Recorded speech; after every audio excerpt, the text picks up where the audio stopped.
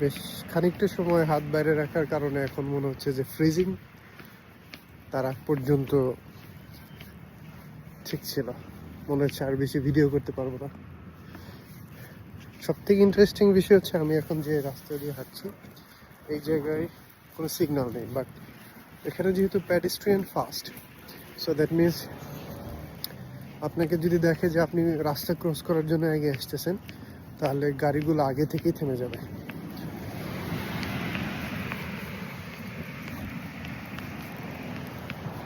আমার সামনের ভিউটা দেখতে ঠিক এরকম।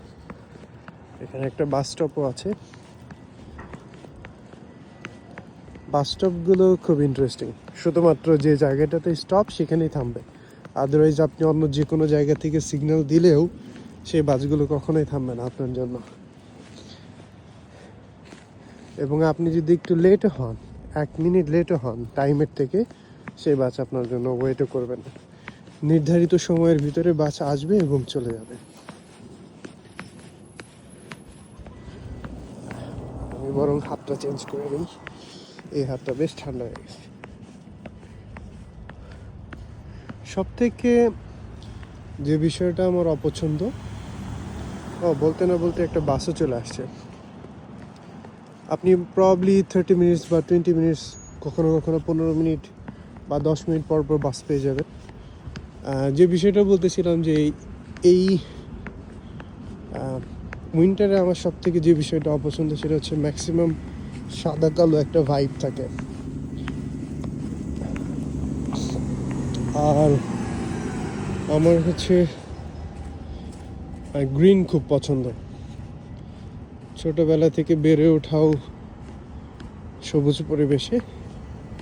আর লাস্ট আমার যে জবটা ছিল সেই জায়গাটাও খুবই সুন্দর গোছানো, এবং গ্রিন মেট্রিকে তারা, আমার ঠিক সিরিয়ালটা খেয়াল নেই, তারাও প্রথম দিকে আছে। সেই জায়গাটাতে আমি এই জিনিসটা খুব মিস করি। তবে আমি যখন এসেছিলাম অগাস্টে, তখন অনেক গ্রিনিশ ছিল।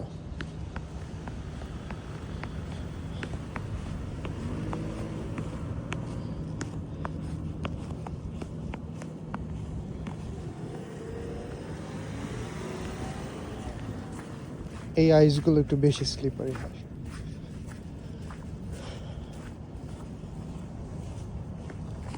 এখানকার মানুষ খুব বেশি স্লিপারি রাস্তায় যদি হাঁটে, তাহলে যে টেকনিকটা ফলো করে সেটা হচ্ছে পেঙ্গুইন।